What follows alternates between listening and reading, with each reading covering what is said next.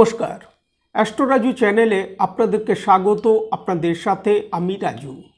আলোচনা করব 18ই মার্চ থেকে 24শে মার্চ এই সপ্তাহটি মেষ রাশির ওপর কী ধরনের প্রভাব আসতে পারে। এই সপ্তাহে চন্দ্রমাকে গোচরে মিথুন রাশি, কর্কট রাশি ও সিংহ রাশিতে ভ্রমণ করতে দেখা যাবে।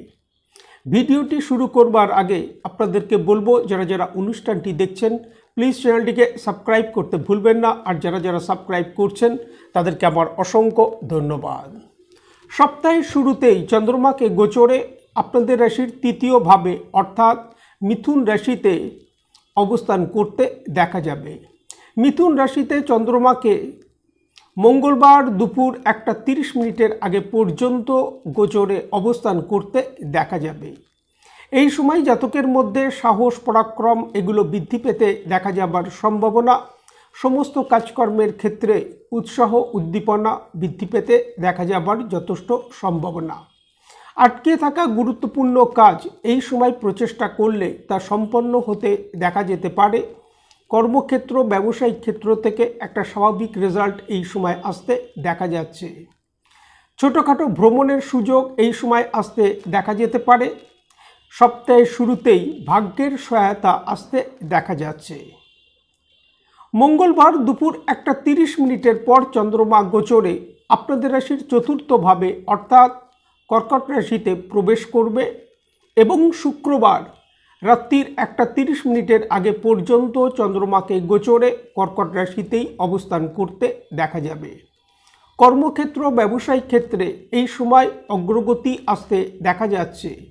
তবে এই সময় মানসিক স্থিতির সাথে সাথে নিজের স্বাস্থ্যের প্রতি খেয়াল রাখা উচিত। মায়ের স্বাস্থ্যের প্রতিও এই সময় খেয়াল রাখা উচিত।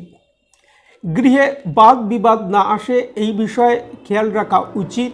গুরুত্বপূর্ণ যে কোনো সিদ্ধান্ত নেবার ক্ষেত্রে সতর্কতা অবলম্বন করা উচিত এবং যে কোনো ধরনের বাদ বিবাদ থেকে নিজেদেরকে দূরে রাখা উচিত এই সময়।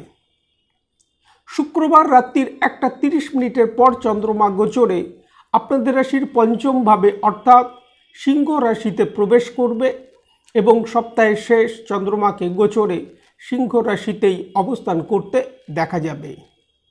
কর্মক্ষেত্র, ব্যবসায়িক ক্ষেত্র থেকে এই সময় অগ্রগতি আসতে দেখা যাচ্ছে। গুরুত্বপূর্ণ কোনো কাজ এই সময় সম্পন্ন হতে দেখা যেতে পারে। আর্থিক দিক থেকেও এই সময় লাভপ্রাপ্তি আসতে দেখা যাবার সম্ভাবনা। তবে মানসিক একটা বিষণ্ণতা এই সময় মনের মধ্যে কাজ করতে দেখা যাবার সম্ভাবনা, যার কারণে হঠকারীভাবে কোনো সিদ্ধান্ত এই সময় নেওয়া উচিত নয়। দাম্পত্য জীবন, প্রেম প্রণয়ের ক্ষেত্র থেকে এই সময় একটা স্বাভাবিক রেজাল্ট আসতে দেখা যাচ্ছে। বিদ্যার্থীদের বিদ্যাক্ষেত্র থেকে অগ্রগতি আসতে দেখা যাচ্ছে।